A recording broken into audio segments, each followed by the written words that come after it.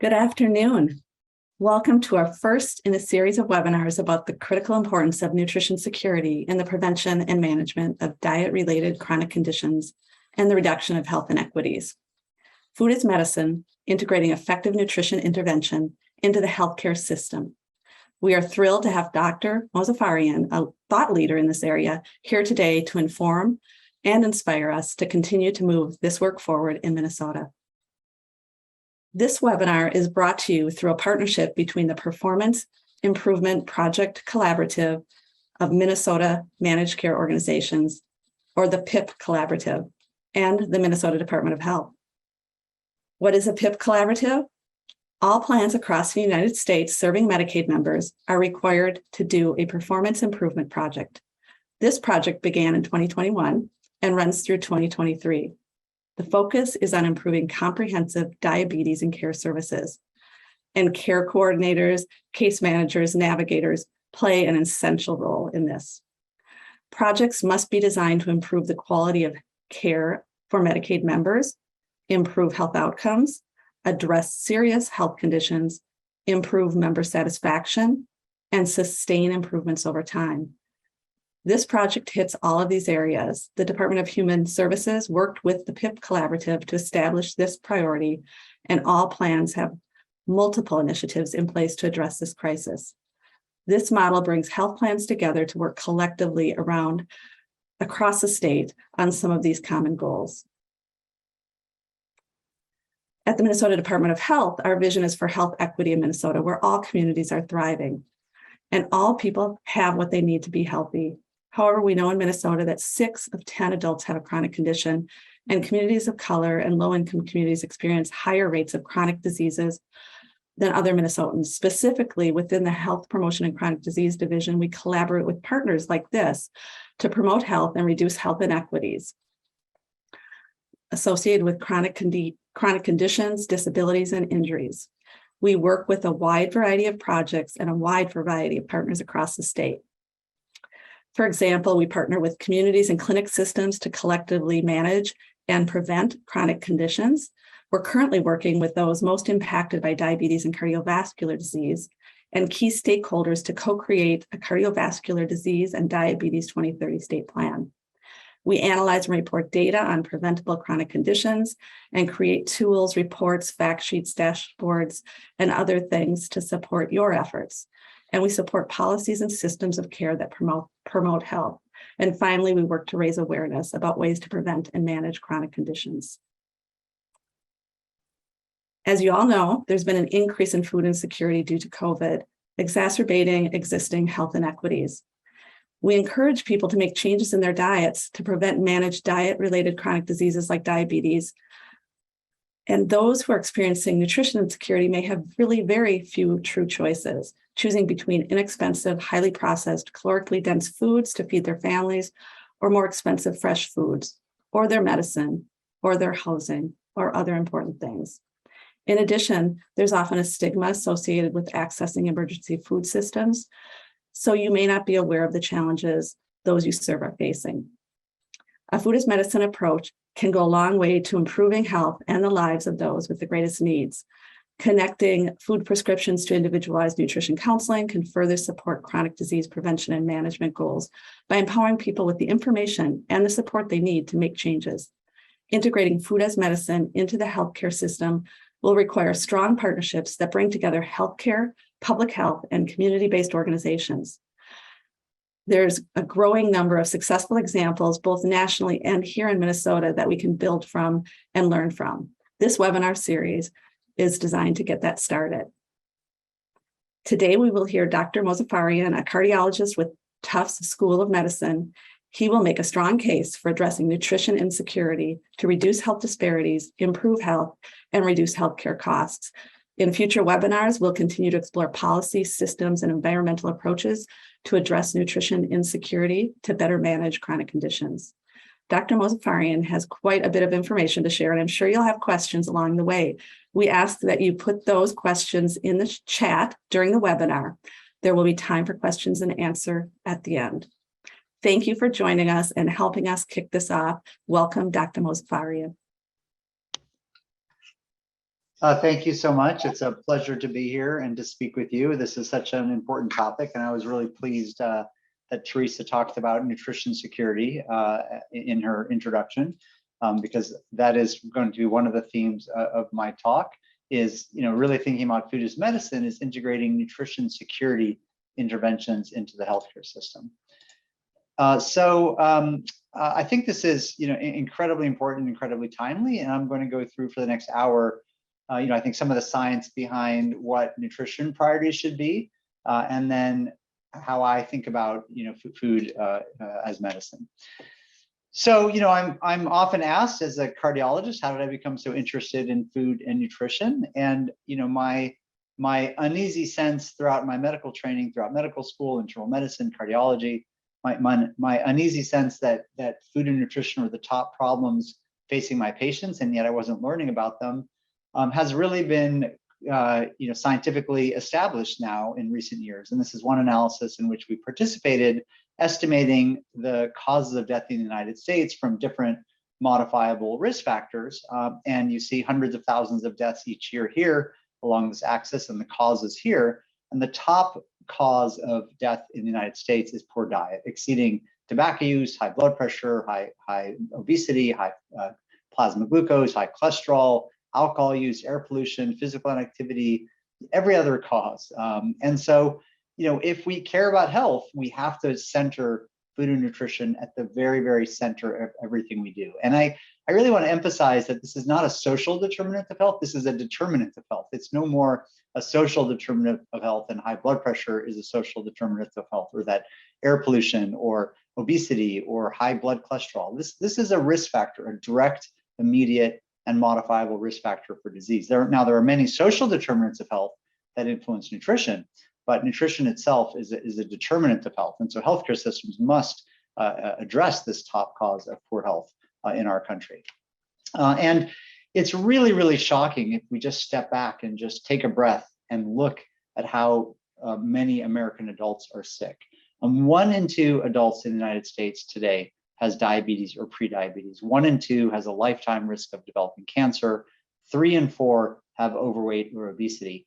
And we have a paper in press in the Journal of the American College of Cardiology, where if you put together blood glucose, blood pressure, cholesterol levels, and weight, along with prevalent cardiovascular disease like heart attacks or stroke, only 1 in 15 adults are metabolically healthy. And so Teresa, that statistic you showed that 6 in 10 Minnesotans have a chronic health condition, that's either outdated or you're not maybe looking at all the same risk factors. If you just, again, look at hypertension, high blood cholesterol, diabetes, and overweight or obesity, 93% of adults in the United States have 1 or more of those conditions. Shocking, shocking statistics on how sick we are. And most of this is new in just the last 30 years. This is not what the United States looked like 50 or 60 years ago. And so this is really a new problem. And it's also affecting our children. 1 in 4 American teens have prediabetes, 1 in 4. 1 in 4 have overweight or obesity, and 1 in 6 actually have non-alcoholic fatty liver disease, which is driven by excess consumption of starch, sugar, and protein, all of which are converted in the liver to fat.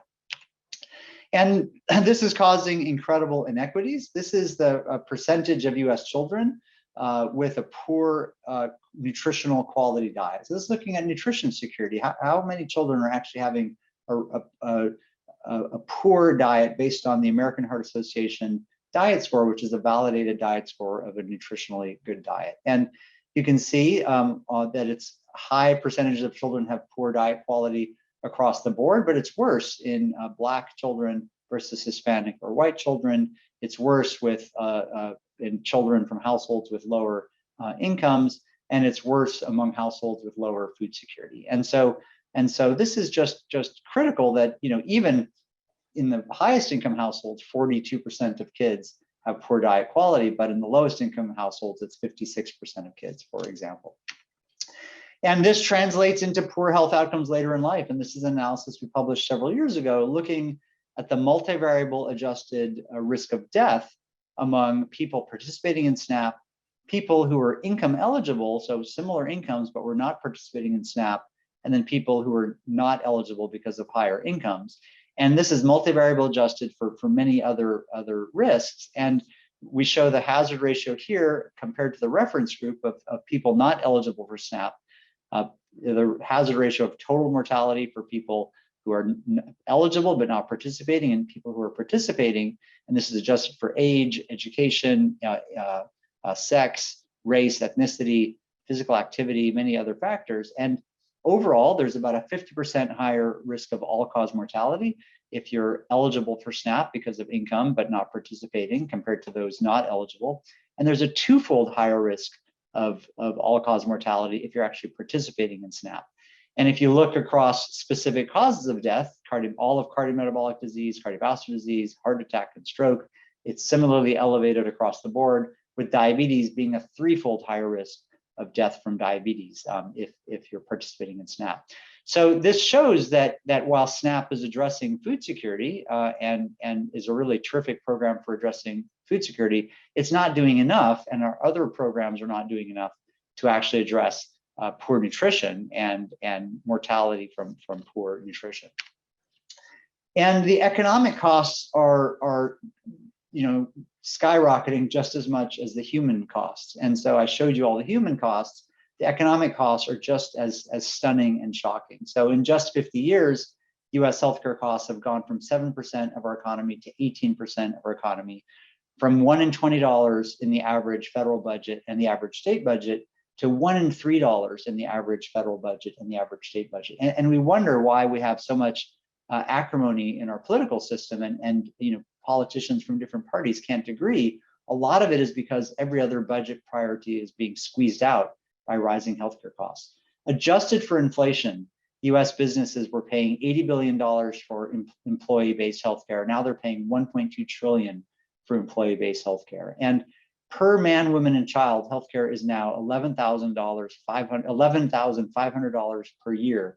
So that's about $46,000, almost $50,000 for an average family of four in the United States.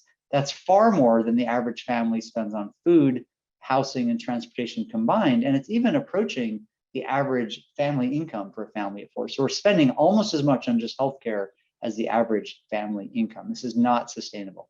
80% of this is spent on preventable chronic diseases, many of which are directly related to diet. And as just one example, Teresa mentioned diabetes. I think diabetes is the canary in the coal mine for the nutritional health of a population. It can rapidly worsen and rapidly improve with nutrition. We've seen that in the last 30 years, the rapid worsening of diabetes.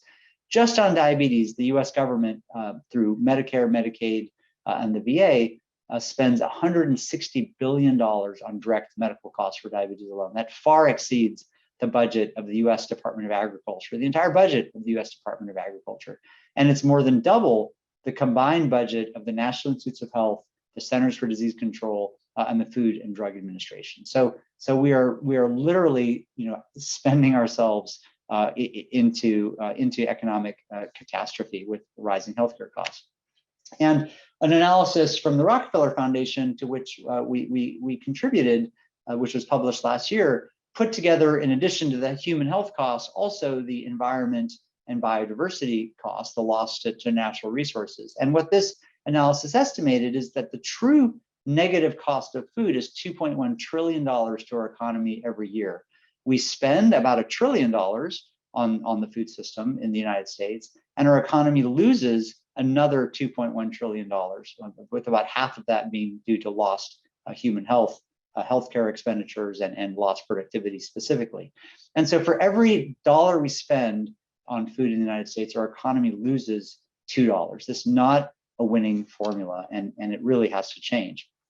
And this is also impacting wage inequities. We have a paper which has been submitted under review, looking at how rising healthcare premiums have reduced wages among employees, because this is one of the ways employers pay their employees is through their healthcare premiums. And so what we found is that, compared to 1984, the healthcare premiums have risen so much that it's consuming wages, and it's not consuming wages equally. And so what this shows you is the percentage of total compensation paid by the average employer to their employees when they're on employer-based healthcare insurance. And the different colors here are the different percentiles of median US family income. And so you have the highest income, the 95th percentile of family income here, and then here you have the 20th percentile of family income here.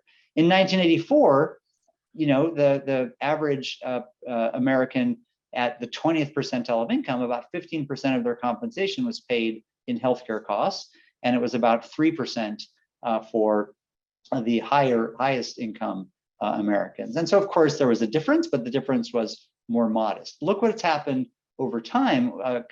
Now, the latest available data, national data, was in 2019. Now it's gone up for high income families from about 3% to about 6%. So it's certainly gone up. But now today, 35% of all of total compensation to employees at the 20th percentile of family income is actually healthcare premiums. And so if you look at this change from 1984 to the present, the average median family has lost $183,000 in wages over this period. So it's also contributing to wage inequities. And COVID-19 has put an exclamation point on this, because we know the top risk factors for poor outcomes from COVID are diabetes, obesity, and hypertension. And we did a modeling paper to simulate and understand what could have happened in the United States if we didn't have the rates of obesity, diabetes, and hypertension that we have now. And also we looked at heart failure. We estimated that 30% of all COVID-19 hospitalizations could have been prevented if we didn't have the obesity and overweight rates that we do now.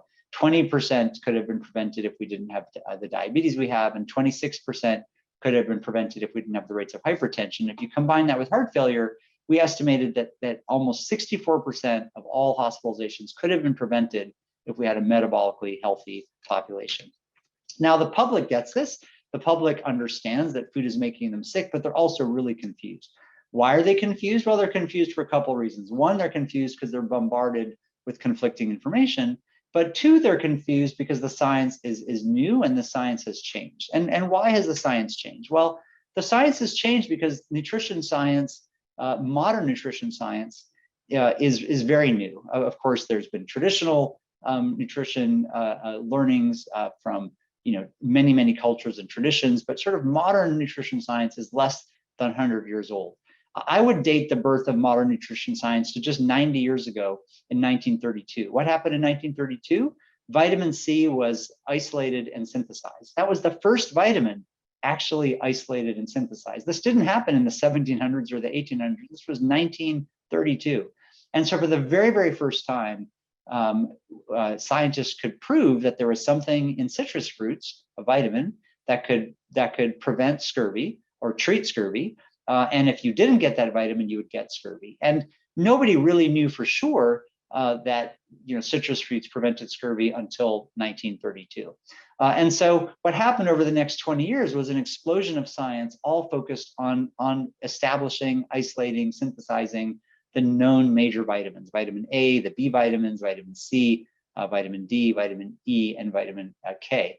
And with all of those vitamins, deficiency diseases were identified. And so there was a major scientific explosion. Basically, all of nutrition science was focused on these vitamin deficiency diseases. Now, the accident of history is what happened at the same time in the 1930s and the 1940s was the Great Depression and World War II. And so there was tremendous fear of food shortages and vitamin shortages. And so the birth of the recommended daily allowances, the RDAs, was in 1941, ordered by President Franklin D. Roosevelt in preparation for World War II, because he wanted to know what the population should be eating to be ready for war.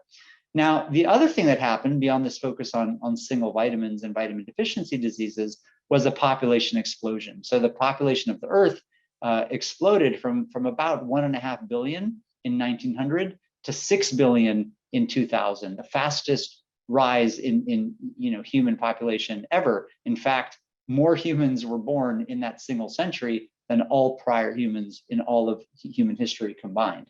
And so there was tremendous fear in the 20th century for starvation, that there was going to be mass starvation because we couldn't produce enough food. And so that led to the Green Revolution, starting around 1950, the industrialization and monocropping of crops. And so we went from a very biodiverse small farm ecosystem globally to large farms with really growing a handful of crops, like in particular wheat, corn, and rice, that now provide the majority of calories to the world. And so these two things, were done in the 20th century with very good intentions to prevent vitamin deficiency diseases like scurvy and rickets and pellagra and beriberi and other things, and also to prevent mass global starvation. And it worked. It worked. We prevented mass global starvation. Actually, starvation and famine has gone tremendously down every decade since the 1950s. And vitamin deficiency diseases have tremendously decreased globally and in the United States every decade since the 1950s. So this worked. But what we did is created in the last century a food system that prioritizes calories and vitamins. And so when you go down the cereal aisle and you see these starchy, refined products that are very inexpensive and that are fortified with vitamins, that's a very conscious, intentional creation of 20th century science and 20th century priorities. It's not industry trying to hoodwink us and make us sick. It was industry listening to science and public health of the 20th century. But of course, now in the last 20 or 30 years, we've realized that these changes to our food system are causing new problems, particularly diabetes, obesity, and related diseases. And so this was not intentional. This was an unintended consequence. But what we face today is we have a 20th century food system to solve 20th century problems, but it's not appropriate for the 21st century. And so we need to take our 20th century food system and update it consciously, as we did 70 years ago, for 21st century challenges. And I said it's a new science because it really wasn't until 1960 that there was really any meaningful focus on scientific focus on nutrition and chronic diseases. And it wasn't really until 2000 that we started having significant science in this area. So what this graph shows is the number of scientific publications in every decade from the 1960s on diet and cardiovascular disease, diet and diabetes, and diet and obesity. And you can see, there was definitely some important foundational science that happened in the 1960s, 1970s, 1980s, and 1990s. But really, most of the science has come after 2000. And that's why one of the reasons the public is confused and industry is confused and government is confused, because the science has changed. We have advanced the science. And so what did we learn? So first, we've learned that there's broadly, three categories of foods that are important for health, and that it's mostly foods we have to focus on, not nutrients. That reductionist approach to identifying nutrients like vitamin C for scurvy works great if you are talking about a vitamin deficiency disease, but that single nutrient approach for diabetes or obesity or cardiovascular disease does not work. We have to think about foods. And so we have to stop thinking that saturated fat is the cause of heart disease, or that calories are the cause of obesity. We have to think holistically and understand the biology of food. And so when we do that, we have these kind of food-based priorities. There are categories of foods that are protective: fruits, nuts, fish, vegetables, plant oils, whole grains, beans, and yogurt. Those foods should be increased. We should be encouraging those foods. Healthcare systems should be prescribing those foods. Farms should be incentivized to grow those foods. Retailers should be incentivized to sell those foods. Wellness programs, employer wellness programs that already incentivize physical activity should incentivize the purchase of these foods. There's many, many things we can do to make these foods less expensive, more readily available, reward farmers, retailers, restaurants, and food manufacturers that put these foods into our food system. Then there are foods that we should be eating in moderation, mostly minimally processed animal products: cheese, poultry, milk, eggs, butter, and unprocessed red meats. Note that there's really no evidence that poultry, milk, eggs, or butter are either that good for us or that bad for us. They're kind of neutral. And so the decision you make about eating poultry, milk, eggs, or butter kind of depends on what you compare it to. If you compare, chicken or eggs to fruits or nuts or fish or beans, it's worse for you. But if you compare poultry or milk or eggs or butter to refined grains or starches or sugars, it's better for you than refined grains and starches. And so when people ask me as a cardiologist if they should butter their bread, I say skip the bread.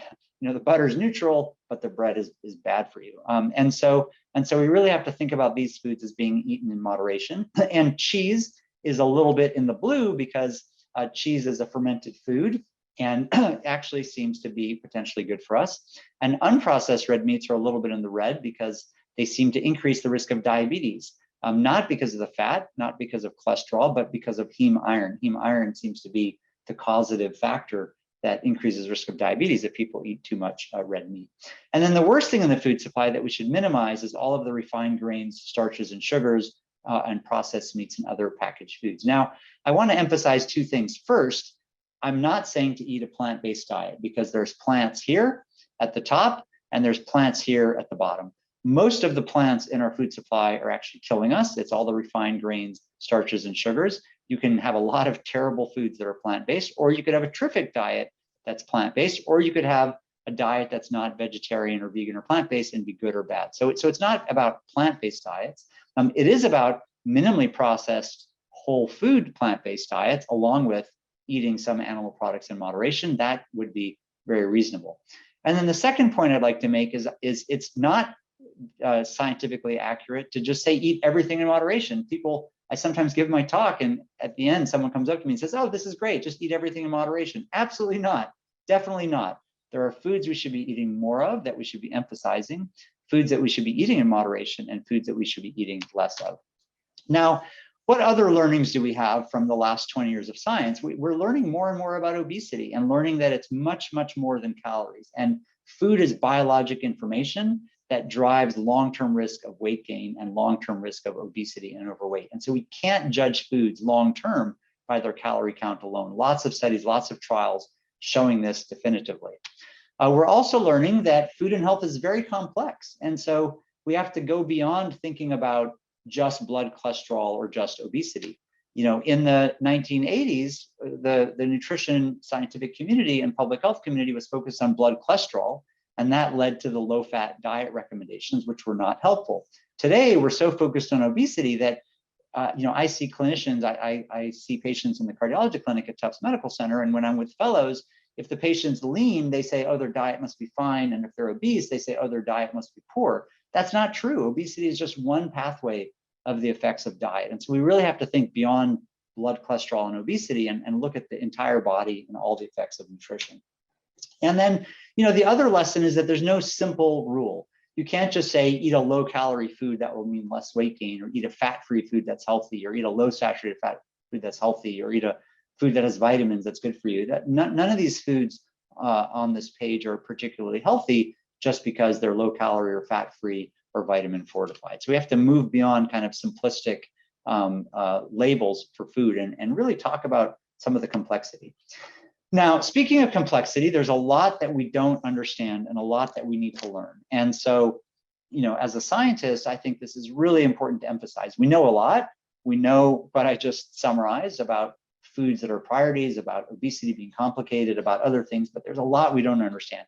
I don't think we really understand the causes of obesity in this country. I'm convinced it's related to our food system. There's lots of evidence it's related to our food system, but exactly what it is and how it's happened is, I think, still unclear.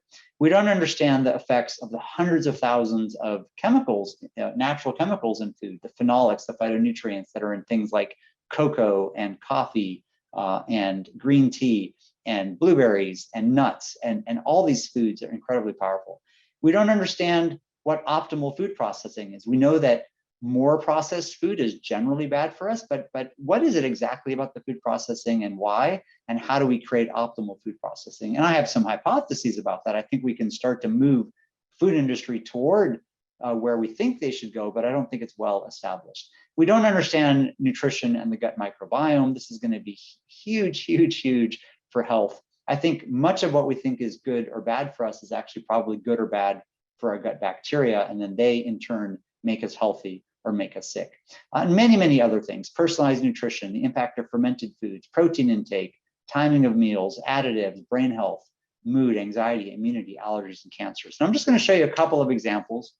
I mentioned obesity. This is from a paper, a commentary that I published just a month or so ago in the American Journal of Clinical Nutrition, highlighting that over the last 20 years in the United States, the obesity has gone up. This is the percent obesity has gone up from about 31% obese to 43% obese. Huge, huge rise in obesity in the United States. And yet calorie intake has not gone up. And I looked at two measures of calorie intake. First, total energy intake as assessed by 24-hour recalls in the National Health and Examination Nutrition Survey. It's flat or even a little bit down. And then secondly, a totally separate measure, energy availability, national per capita energy availability from the Food and Agricultural Organization of the United States. And obviously the difference between food availability and intake is food waste. So this difference is food waste, there's wasted food. So neither by FAO data nor by NHANES data has calorie intake gone up in the United States in the last 20 years, but obesity has gone up. Now, if you look back before 2000, calorie intake did go up. If you look at earlier national surveys, if you look at earlier FAO data, calorie intake went up by 300 or 400 calories in the 20 or 30 years prior to 2000. So prior to 2000, clearly calories went up, and these measures, these same measures, showed calories increasing. But after 2000, calories have not gone up, either whether measured by per capita food availability or by directly reported intake, and yet obesity is still rising. So in this commentary, I sort of talk about like what in the heck is going on? How are we getting more obese while we're not eating more calories? Well, first, it's possible that these numbers are both wrong. They're both erroneous, they're both biased, and we are eating more and these numbers are just wrong. I think that's unlikely and should be a hypothesis of exclusion because, as I mentioned, both of these measures did show increases in calorie intake up to 2000. And secondly, they're totally independent measures derived using totally different methods, and yet they show the same flat trend. So I don't think that's probably what's going on. And as I discussed in this commentary, there's a lot of evidence that suggests that really since 2000, on average, as a country, we're eating about the same calories, but we're getting more obese because of complexity, because of the way foods affect the microbiome, because of the way foods affect metabolic expenditure, and because of the way food affects our epigenetics, in particular, a non-coding RNA like microRNA. So we really need to understand this better. This is the single greatest change in human health in history, and most rapid change in human health in history, far exceeding the impact of the COVID pandemic, and yet we don't really understand the science. We also don't understand other basic things about food. Is dairy good for us, bad for us, and why? And so this is a large observational study from Europe, 340,000 Europeans from 8 countries, looking at quintiles of milk consumption, quintiles of yogurt consumption, quintiles of cheese consumption, and relative risk of diabetes. And what this analysis shows, and other analysis showed this too, this is from 10 years ago, that milk consumption is pretty neutral for diabetes. And I mentioned before, milk consumption seems neutral for most health outcomes.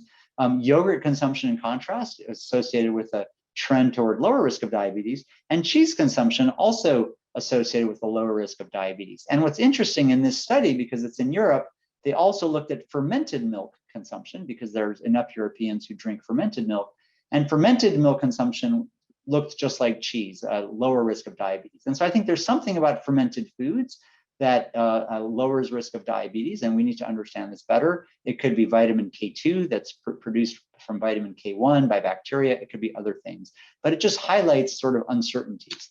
And I just want to give you one last example just to show you how interesting and complex food is.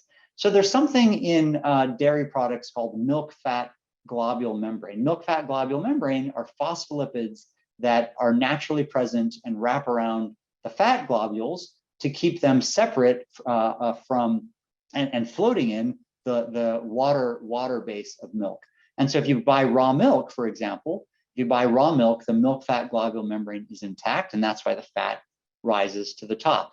Now, to create butter, you have to destroy the milk fat globule membrane because that keeps the fat separate from the rest of the cream. And so what these scanning micrographs show is whipped cream and butter. Red is fat, and the green is the milk fat globule membrane in phospholipids. And so whipped cream, which is not doesn't go through the same process as butter, has intact milk fat globule membrane, and homogenized milk also actually has the milk fat globule membrane, but it's been broken apart, but it's still there. But butter does not. And so this investigator, a colleague of mine in Europe, hypothesized, could these phospholipids be bioactive? Because there's evidence from human milk that these phospholipids in human milk are quite important for infant development. And he said, what about cow's milk? What do we know happens? And so he compared whipped cream and butter. And so what he did is he gave, in a randomized control trial, generally healthy, overweight individuals, 8 weeks of whipped cream and jam and scones for breakfast, or 8 weeks of butter and jam and scones for breakfast. And so they ate the same amount of calories, about 8% of their calories from whipped cream, unsweetened whipped cream, or 8% of their calories from butter. The fat, saturated fat, cholesterol, nutrients were exactly the same. The only difference was the whipped cream had the milk fat globule membrane and the butter did not. And what they found is that when you looked in the butter group, the change from baseline, you had all the predicted changes in cholesterol levels, with rises in LDL and total cholesterol in particular, and rises in ApoB. And yet when you gave the same, in a randomized trial, when you gave the other group whipped cream, there was no change at all in LDL cholesterol or total cholesterol, none. The milk fat globule membrane completely eliminated any rise in LDL cholesterol. And when they looked at peripheral white blood cells, they found 19 genes were differentially expressed after adjusting for multiple comparisons, suggesting that the phospholipids in that it should be in dairy foods, and dairy foods beyond butter, actually alter gene expression. And this another investigator since this trial has done a trial where they've actually gave cream cheese that was enriched in milk fat globule membrane. So they did a randomized control trial of a plain cream cheese and a cream cheese enriched in milk fat globule membrane. And what they showed is that the participants given the milk fat globule membrane actually had reductions in LDL cholesterol. Their LDL cholesterol was statistically reduced from baseline by eating cream cheese. So just, I don't know, that we should all eat unsweetened whipped cream for breakfast, although it sounds good, but I just want to highlight complexity. And so I want to shift now to policy. So how do we take these scientific learnings and shift them to policy? And so first, I want to highlight the difference between food security and nutrition security. And so here's a graph showing over the last 20 years the overall trends in US food insecurity. And food insecurity has been pretty flat. It generally gets worse with economic hits like the Great Recession and other things, but it's actually been fairly flat at about 10% of all households are food insecure. And actually, overall food insecurity has gone down with the COVID-19 pandemic, not gone up, although it's gone up in African-American households. Overall, as a nation, food insecurity has actually gone down with COVID-19 because of the government response and all of the cash back and other things the government has done. So look at this generally flat curve of food insecurity in the United States. Now compare it to the curve of diabetes. You can see diabetes is skyrocketing, the prevalence of diabetes. And so clearly food security and nutrition security are not the same thing. One can be flat while the other is skyrocketing. And so we've written about this, and we've defined nutrition security as moving beyond just access to calories and talking about access, availability, and affordability of foods and beverages that promote well-being and prevent, and if needed, treat disease. Nutrition can treat disease, in particular diabetes. And the USDA has really emphasized nutrition security. I think Secretary Vilsack has been an incredible leader on this at USDA, talking about nutrition security, changing USDA policy to focus on nutrition security.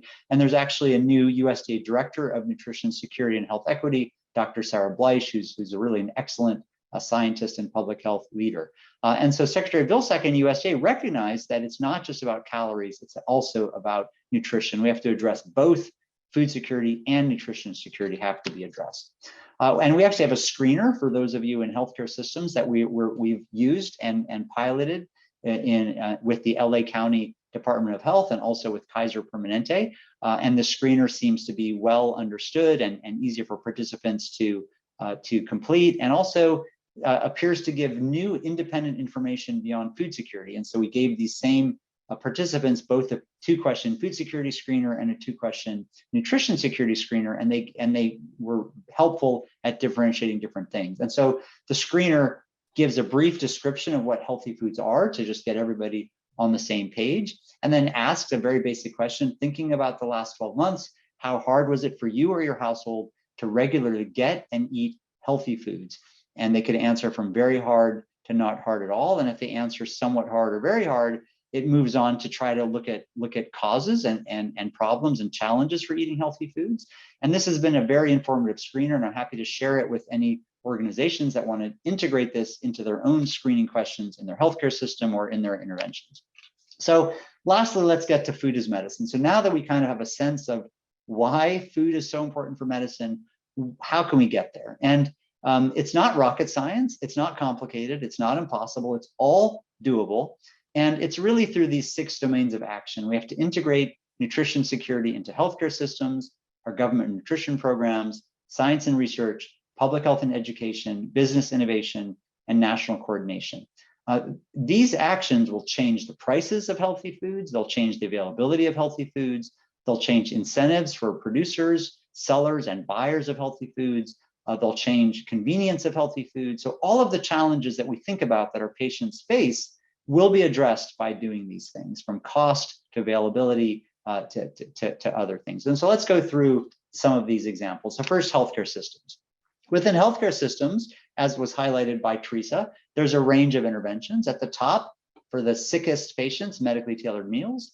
And then for patients that are pretty sick, but maybe can cook, medically tailored food packages. For patients with common diet-related conditions like diabetes, hypertension, obesity, produce prescription programs where they get produce, basically unprepared foods and cook them themselves. Then emphasizing for lower income populations, in particular, nutrition security programs, the biggest being SNAP, WIC, and school meals, but also meals for the elderly. And then finally, for everyone else, for the whole population level healthy food programs and policies. And nutrition counseling and education is important throughout, at the individual level in the healthcare system, through nutrition security programs, and through population level education. Medically tailored meals work. This is a no-brainer. Every state, every Medicaid waiver, every ACO or MCO should be implementing medically tailored meals. These are really, really terrific.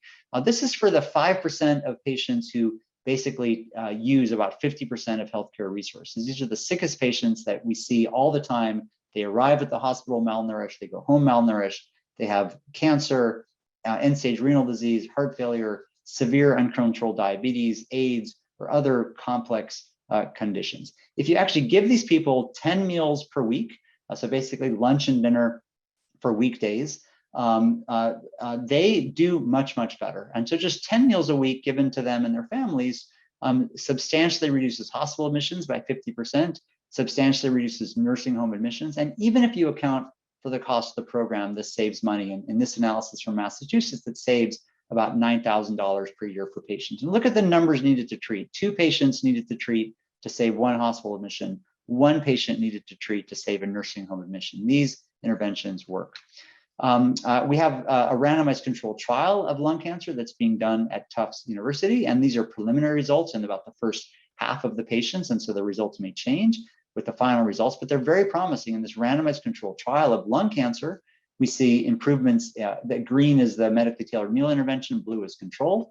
We see improvements in diet quality measured by the Healthy Eating Index. We see reductions in food insecurity, improvements in quality of life, reductions in malnutrition, and even reductions in cancer-related adverse events from the chemotherapy and radiation therapy from cancer treatment. So very promising results. Produce prescriptions, as I mentioned, for the broader subset of the population. This is for tens of millions of Americans who are sick and have diet-related diseases, and yet are not able to eat and consume healthy foods because of food insecurity or other challenges. There have been 13 published Produce RX interventions.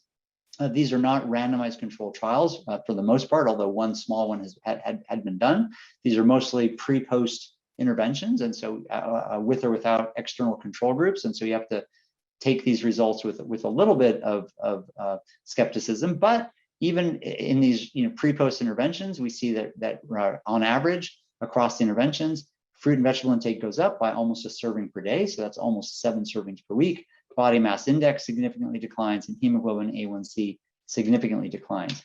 We have an ongoing analysis looking at over 2,000 participants from 9 different produce prescription programs and 22 centers across 11 states.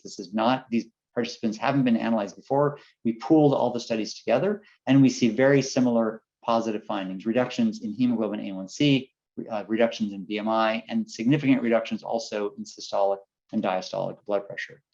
And we have an ongoing randomized controlled trial, the largest randomized controlled trial to our knowledge of Produce RX that we're doing with Kaiser Permanente.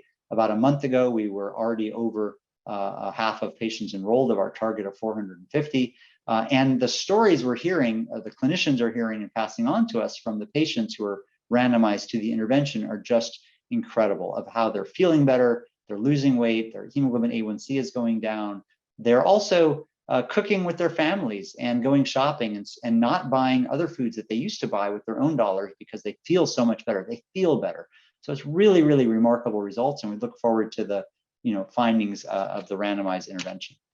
We also need to have medical education for healthcare providers. I'm asked about this all the time. How are we going to get medical education for healthcare providers? And there are individual medical schools and residency programs that are doing creative things one at a time, but it'll take way, way too long to go one at a time and have every school do something different. So we really just need to change two things. We need to change the accreditation standards. Every medical school has to be accredited. And we have to change the tests. We have to change the US medical licensing exam, the specialty board exam, and the continuing medical education exams that every physician has to take. If we just change the accreditation standards and the tests, medical education will change overnight. We have the top cause of poor health not being taught to our physicians. That's really just impossible to believe and all fixable. And I was really pleased to see the US House passed a resolution just last month in May, about a month ago, calling on medical schools, graduate medical education residency programs, and other health professional training programs to provide meaningful physician and health professional education on nutrition and diet. I really encourage everyone to go find this resolution online and read it. It's an incredible recognition of how big a problem diet-related diseases are. The first 5 pages go through all the burdens of diet-related diseases. And then the last page goes to the actual 6 resolutions. And I really like the 6 resolutions. The first one is here. Basically, it's the teeth. The House is saying if medical schools don't fix this, they're going to fix it. And so their first resolution, for example, is they're going to take away funding. If medical education programs don't do this, they're going to take away a lot of funding that the government provides. And there's 5 other resolutions. So this is really great to see. And this is happening around the country. This is happening in Minnesota. It's happening everywhere. These are just some examples. John Hancock Insurance rewards patients for buying healthy food. The Farm Bill had some initial pilot money to test Produce RX. That money has grown. Kaiser Permanente is doing multiple controlled trials and interventions around nutrition security. Massachusetts, North Carolina, and California all have approved 1115 waivers through flexible services and Medicaid to do major pilots that include food programs. And the House last year introduced a new bill that hasn't been passed, but it's been introduced to have medically tailored meals be tested in Medicare. Now, we also need to move beyond healthcare. And so I'm just going to go through the remainder of my talk, other interventions. I mentioned 6 domains. Healthcare is one domain. The second domain is the federal nutrition program. And so what this graph shows is the nutritional quality of the meals consumed by US children from different sources over a 15-year period from 2003 to 2018, which is the most recent available national data. And what do we see? So this is showing the percent of food consumed by kids, actually consumed by kids, not what's available, but what the kids are choosing and consuming. That's poor nutritional quality. And so higher is worse, right? You don't want to be poor. And this is using the same American Heart Association validated diet score that I showed you before. And so the worst is restaurants. About 80% of food consumed in restaurants by children is of poor nutritional quality. Go to any restaurant and look at their kids' menu and you won't be surprised. It's really, really terrible. And it's not that much better in full service restaurants versus fast food restaurants. Full service restaurants are a little bit better, but actually not that much better than fast food restaurants. Grocery stores has gotten a little bit better. It's gone from about 55% of food consumed from grocery stores down to about 45% of food consumed from grocery stores is of poor nutritional quality. So that shows some movement, and that's all the product reformulations, all the dietary guidelines, all the education, everything we're doing in national education to try to get people to eat healthier and industry to make healthier foods is working a little bit. But then in contrast, other sources, which includes food trucks and entertainment venues, food banks, overall, actually nutritional quality is worsening. And it's kind of offsetting the gains in grocery stores. And so it's actually kind of worsened.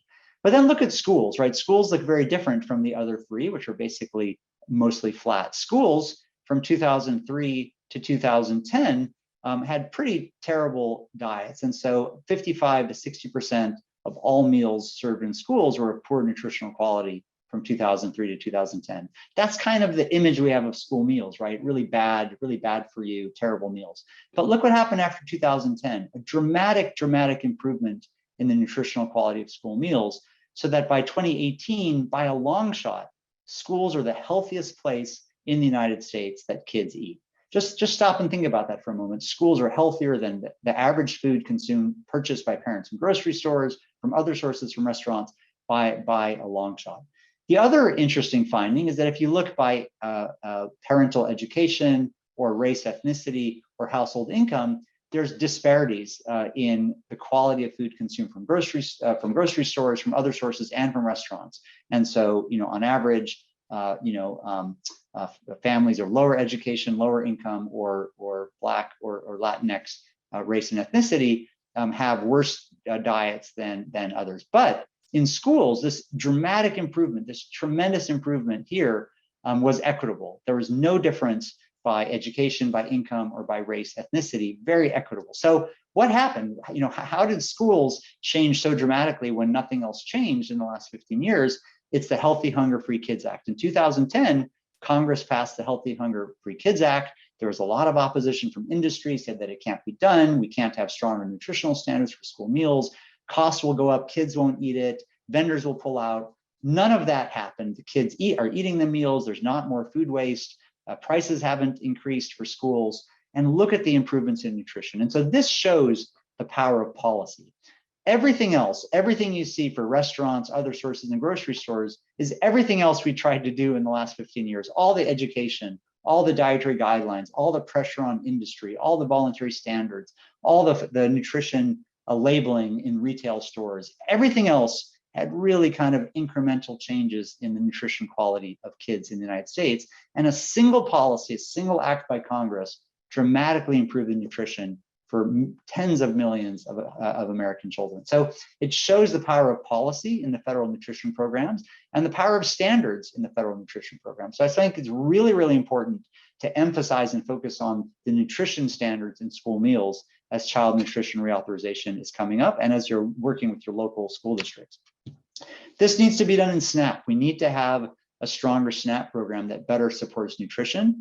And while restrictions are controversial and incentives are supported but cost a lot of money, we proposed not restrictions, not incentives alone, but a combined incentive-disincentive program called SNAP Plus. SNAP Plus would provide a 30% higher benefit if you purchase fruits, vegetables, whole grains, nuts and seeds, seafood, and plant-based oils, and a 30% lower benefit if you choose to purchase soda, junk food, and processed meats. This would be transparent. SNAP participants could even elect to be on this program, SNAP Plus, and they would know, they would have a choice and be able to purchase healthier food and get more benefits, or less healthy food and get less benefits every time they figure out their shopping basket. What's terrific about this program is it improves health and it preserves choice and it saves money. We estimated over a lifetime of current SNAP participants, this program would save almost 1 million cardiovascular events, and it would be cost savings. It would save the government $10 billion at 5 years and $63 billion at lifetime. We also need to accelerate science. That was the third domain I talked about. There's a lot we need to learn, and the National Institutes of Health has been doing this. They've done a lot and really listened to the scientific community about the importance of nutrition research, and there have been terrific new calls coming out about addressing hunger, addressing nutrition security, doing translational research, and also precision nutrition. So the NIH is listening, but NIH can only do so much alone. It needs Congress to act. And we've called on Congress to create a new National Institute of Nutrition at NIH. There are 27 centers and institutes at NIH, and not one of them is focused on nutrition. So let's just stop and think about that. Just like in healthcare, healthcare doesn't focus on the top cause of poor health, which is nutrition. The National Institutes of Health doesn't have a center or institute focused on the top cause of poor health, which is nutrition. So we can fix this. We can fix this. We can go to Congress and say it's time for a National Institute of Nutrition, which should have additive new funding. We don't want to take away any funding from any existing NIH centers and agencies. In addition to the research, a National Institute of Nutrition would have a lot of terrific benefits. It could be the partner for the USDA for the dietary guidelines. It could harmonize research not only within NIH and across the agencies within NIH, but also with USDA, with the Department of Defense, with the CDC, with the FDA. It could promote the training of a diverse workforce in nutrition, including people from traditionally marginalized backgrounds. It could guide and support the training of healthcare professionals in nutrition. It could help with public translation of findings to the public. There are so many benefits of a National Institute of Nutrition. So I really think it's time that this happen. We also need to use the power of the FDA and the CDC. There's a lot the FDA can do around additives. In particular, the FDA can help at least provide strong voluntary standards for salt and for added sugar. That's important.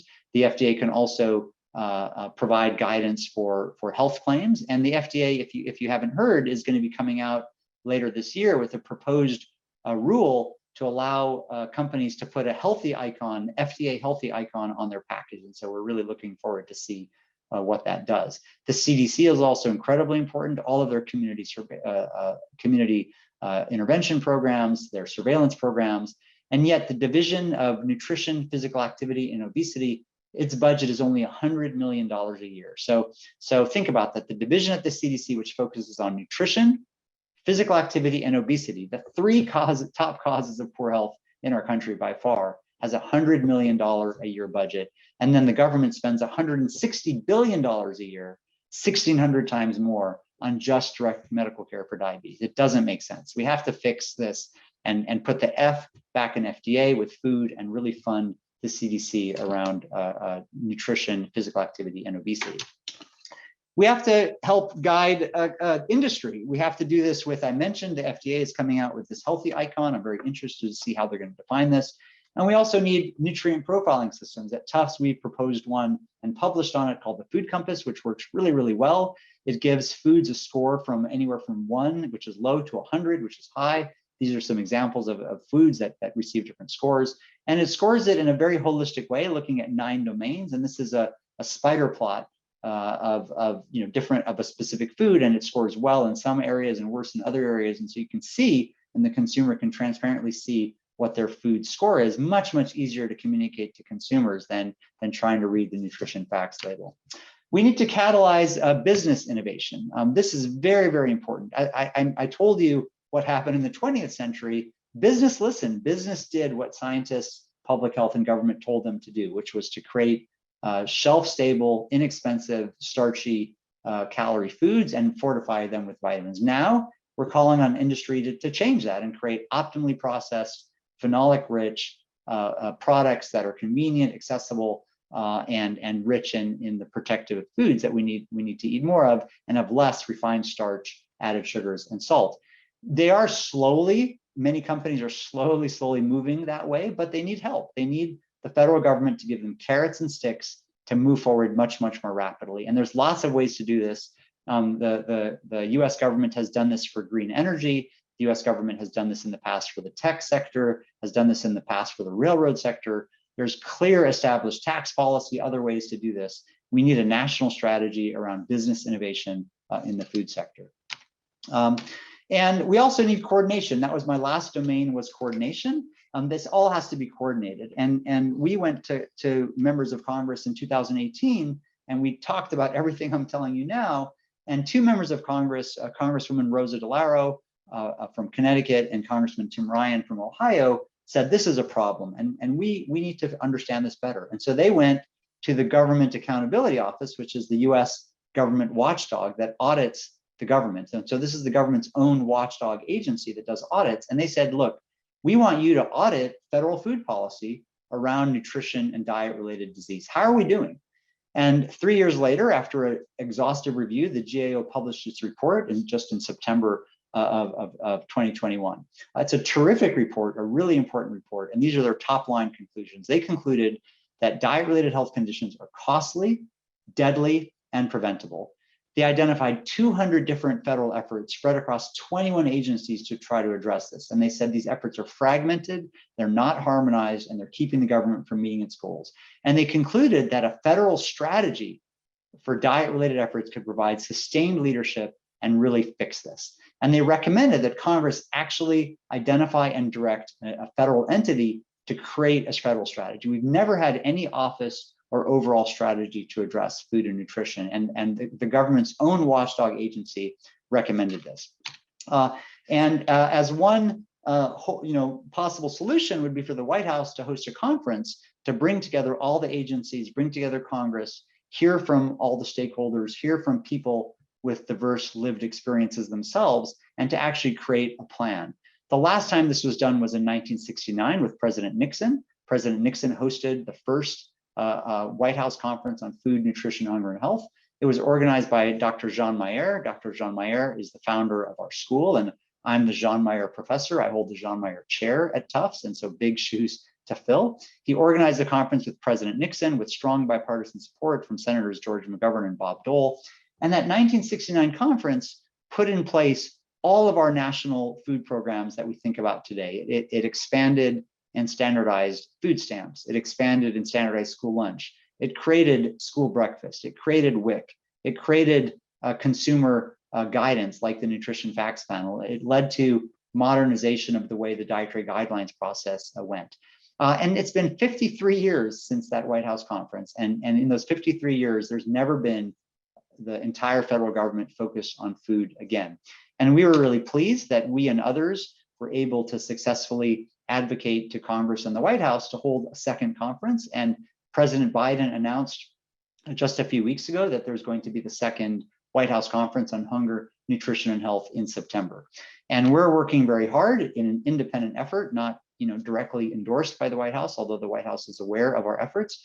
We're working with the Chicago Council on Global Affairs, Food Systems for the Future, and World Central Kitchen to help really convene the nation and inform this coming White House conference. And we're holding convenings around the country, listening sessions around the country.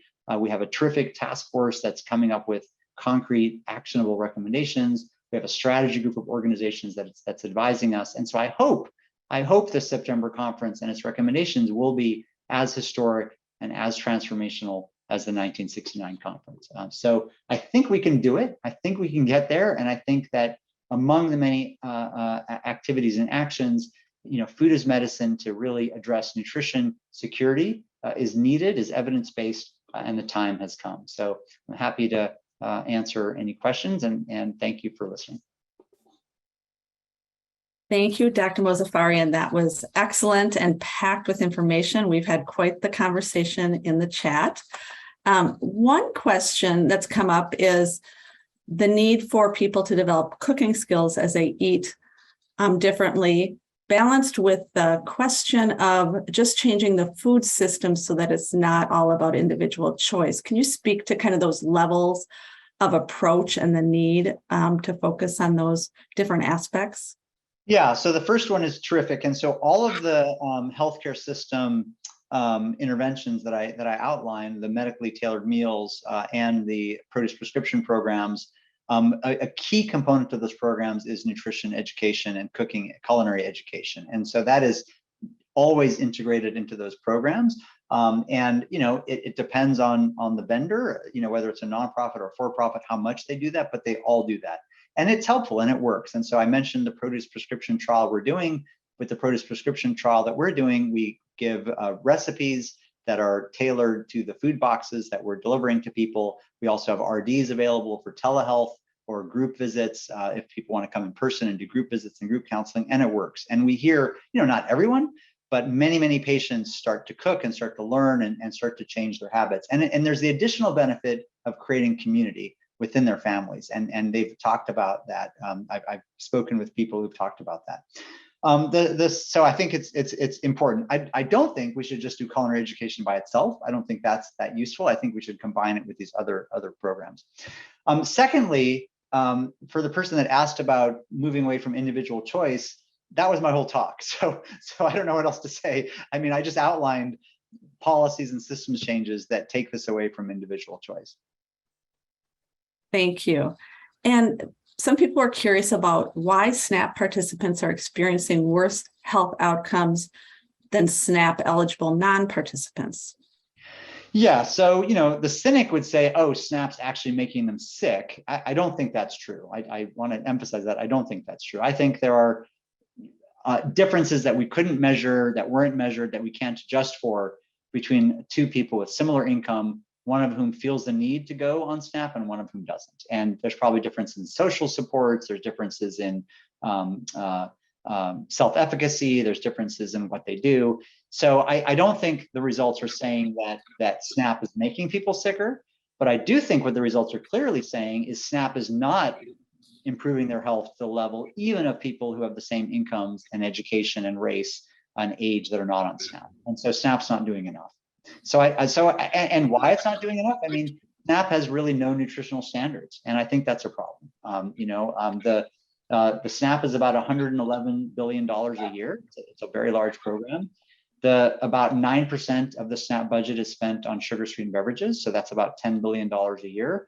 That's the entire budget of the CDC. The entire budget of the CDC is $10 billion. And so we're spending the same on soda with SNAP as we are in the entire CDC budget. If you add candy, sweet desserts, and salty snacks, it's about 23% of the SNAP budget is spent on those things. Now, there are people who say, look, we just shouldn't use taxpayer dollars for that. People who are low income can buy those things with their own money, and we should just restrict them and take them out. I think that's controversial, and I'm not sure how I feel about that. I have kind of mixed feelings about that. But I do think an incentive-disincentive program could really improve outcomes for people with SNAP. Thank you. You've talked a lot about the importance of diet quality and quality of life. We know food is cultural, it's joy, it's shared, it's connection.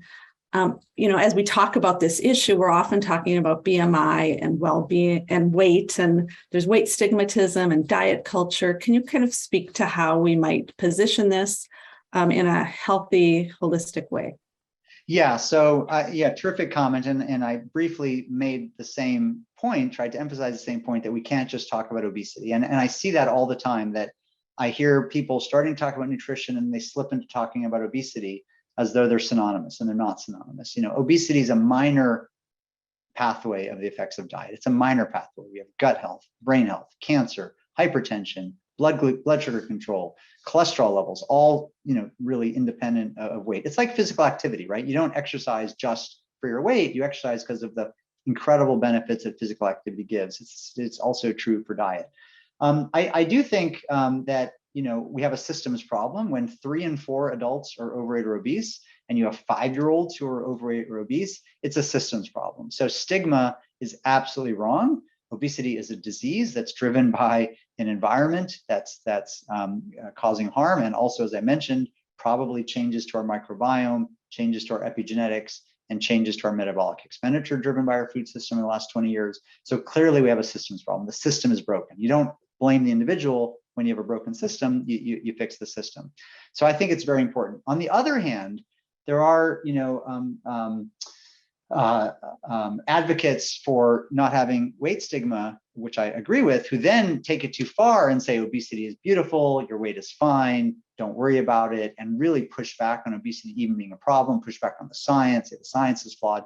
That's a mistake, right? We can't say the condition doesn't exist and isn't hurting people because of the fear of stigma. And so we have to recognize it's a disease and recognize it needs treatment and it needs systems treatment. And not stigmatize people, but at the same time, recognize it's a real problem in our country. So you talked about the broken system, and you also mentioned that calories, by all measures, haven't increased since 2000 as the metric of BMI has increased. And people are asking about how stress, structural racism, maybe even hormone disruptors in the environment might contribute to these trends. Can you comment on that? Yeah, so agree with all of the above. So I'm not an expert on hormone disruptors, but when I published that paper, that was one of the top comments that I got back from people was, also hormone disruptors. You have to think about how would the hormone disruptors drive obesity without increasing net calories to the body. And I don't know that science, but it's definitely possible. Stress can certainly do it through changes to microRNA. So in animal models, if you stress a mother, they develop microRNA, which are non-coding RNA, which persist for years, and they pass those on to the infants, and the infants have higher risk of obesity. So clearly we know that mental stress causes epigenetic changes that are passed on to the infants. I mentioned the microbiome, just to highlight that a little bit more. Our microbiomes can digest between 5% and 25% of the calories we consume, depending on the composition of our microbiome and what we're consuming. And so every time we consume calories, some percentage of those calories are consumed by the microbiome, not our own bodies. And we're totally missing that in all of our measures. And I think that's a big, big part of what's happened. So what we've done over the last 30, 40 years is created acellular nutrition. We've created highly processed, especially starch and sugar, that's totally devoid of any cell structure and is just powdered, mixed into food. That is digested in the stomach and small intestine, and we starve our microbiome. When we eat the same calories from beans or blueberries or fruit, some of that gets to the large intestine, and so the microbiome digests it instead of us digesting it. And that's given off in heat, that's given off in bigger stool. So we're totally missing that. Just that could explain the obesity epidemic alone. But I agree with sleep. We didn't talk about sleep. Sleep has gone down in the United States, stress, and also potentially, pesticides in the environment. But there's just less science on that I'm familiar with compared to the other things I mentioned. People also inquired about physical activity levels since 2000 and what's happened to those shifts. Yeah, so very clear evidence from NHANES that physical activity has not gone down. And among people who exercise, has actually gone up since 2000. And you can sort of see that anecdotally in people biking and running and going to gyms and doing other things. And that's one measure, is self-reported physical activity, has gone up, actually a little bit, not gone down. And if you say, well, that's one measure, it's self-reported, there's also industry data on sales and memberships to gyms and other things, and that's gone way up since 2000. So two independent measures, neither of which perfect, neither suggests that physical activity has gone down. So in Minnesota, we're pretty intentional about engaging our community, the people most impacted. Can you speak to how other states have really engaged those experiencing nutrition insecurity in finding solutions and being part of the solutions? So I know less about state level efforts. I've mostly focused on kind of national efforts in my own science. And so what I know is just what I've heard. And so I'm sure there's people on the call that know better. But we were just at this meeting in Oakland yesterday, hosted by Kaiser Permanente around the White House conference. And they went through a long process and invested a lot of money to do a human-centered design process to understand how they can address food and nutrition security. And so they went into people's homes, talked to them, interviewed them. People opened their refrigerators to them, opened their pantries, talked about where they get their food. And they use that human design thinking to design their entire portfolio, which is called Food for Life. I don't know of any states that are doing that at the state level, but I'm sure there are organizations within states that are doing that well. But I think that's what's needed at the state level and at the federal level. So one of the things we know is there's a lot of misinformation about nutrition. And as you mentioned, there's also a lot we really don't know. We're still learning. And so how is this misinformation potentially causing harm? And do you have any suggestions for how to deal with that?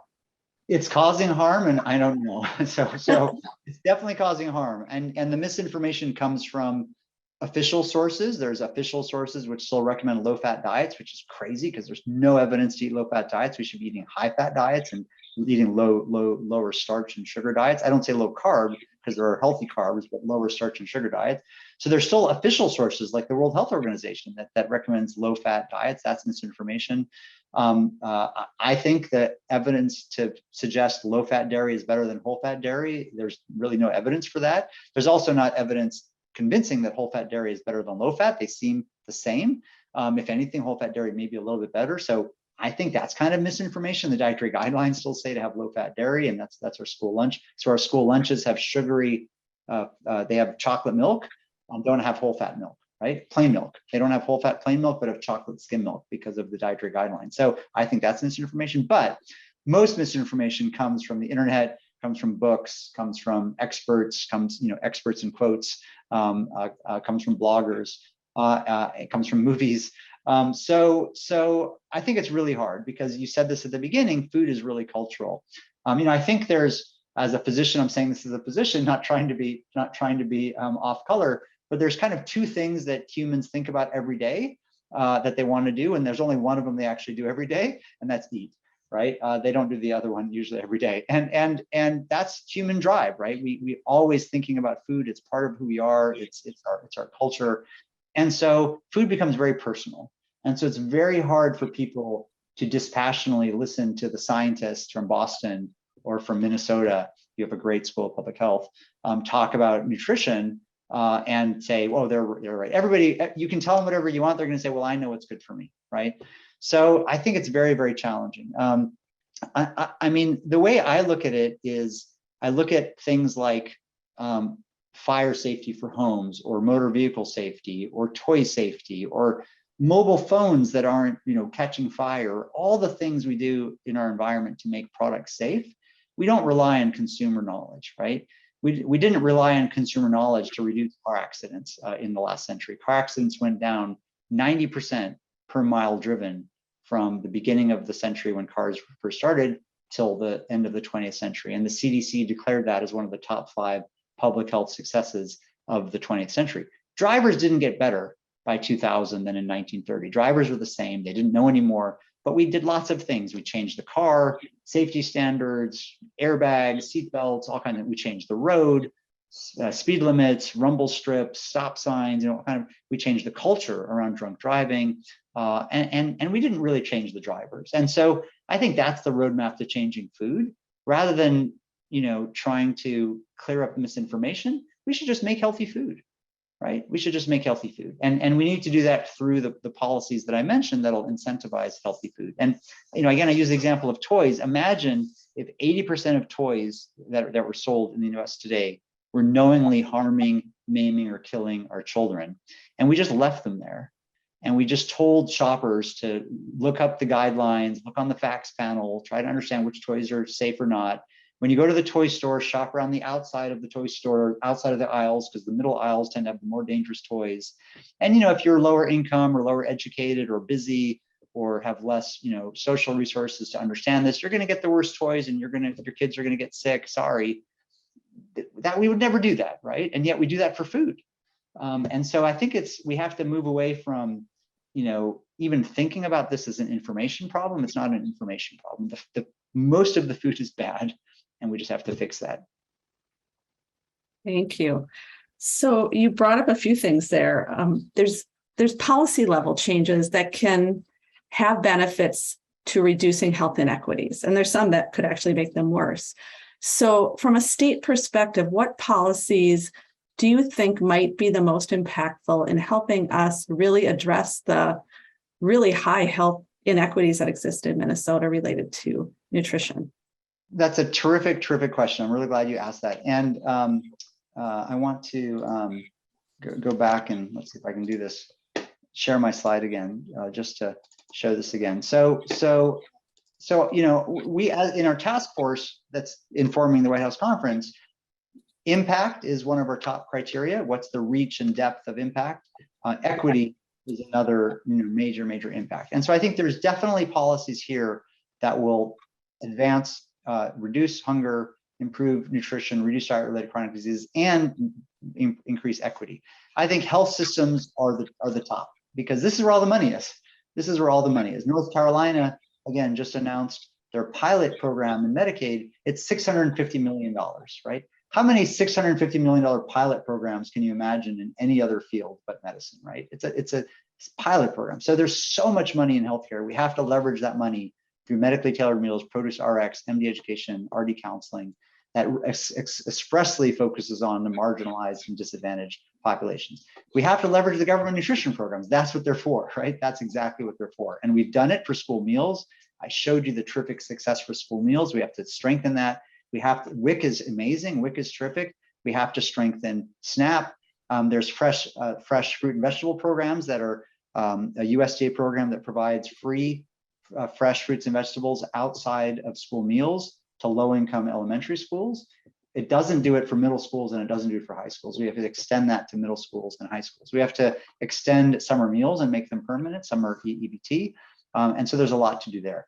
Science and research, I think, won't necessarily by itself improve equity, except NIH is calling for research on improving equity, right? And so they just put out a call for research specifically focused on nutrition, hunger, and equity. And so I think research can start to really think about equity.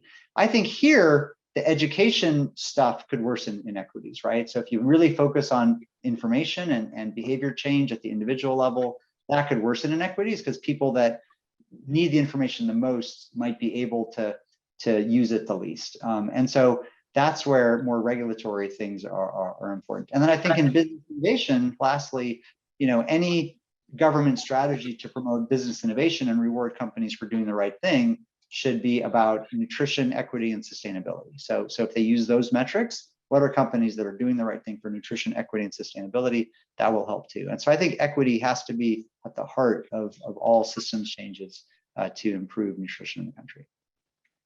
Thank you. And I know you mentioned that food shelves were getting worse. Nationally, we've got a great initiative here called Smart Super Shelf, which we're going to be hearing about on our next webinar. So I want to thank you for the excellent information you've shared. Is there anything you want to add before I hand it over to Tammy to talk about next steps for our webinar series?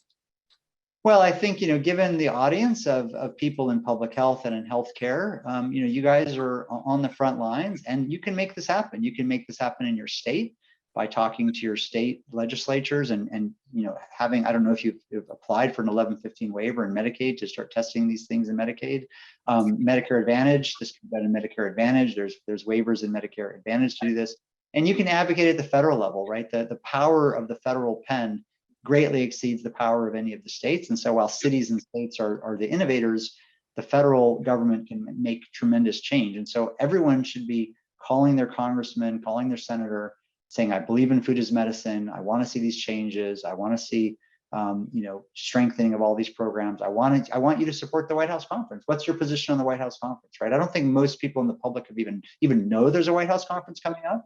And I think if everybody on this call this week just calls on the phone, looks up their congressman and senator, and just calls their office and says, I've heard about the White House conference. I think it's really important. Are you supporting it? That will change the entire Minnesota delegation's views on the White House conference. Like that, 10 calls will change their views. So there's a lot we can do. Thank you. I agree. I challenge everybody to do as you recommend, and we will be sharing as much information as we can going forward about some of the things that you've mentioned. So thank you so very much. Thank you. Thanks for having me. And over to Tammy.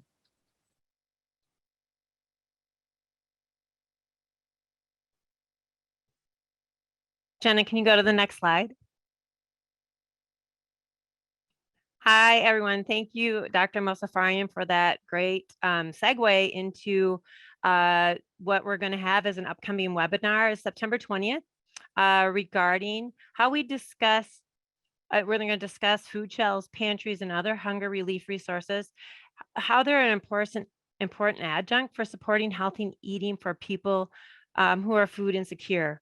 It also will increase awareness of Minnesota's Super Shelf partnership and methods, and how this approach is helping to increase access to the healthy foods across the state. It'll also deepen the understanding of food needs, preferences, and health concerns of people who are food insecure in Minnesota. This will be a panel discussion of some experts some from across the country, speaking to the Super Shelf. And there's unique data sets on the perspectives from the food shelf clients themselves. And it was a really a pivotal, I think, study that was done that is really kind of helping guide the right kind of foods to be available in these kind of pantries. You can go to the next slide. And Jen, I'll have you speak to this. Yeah, hi everyone. I'm just putting in the chat the link to the evaluation.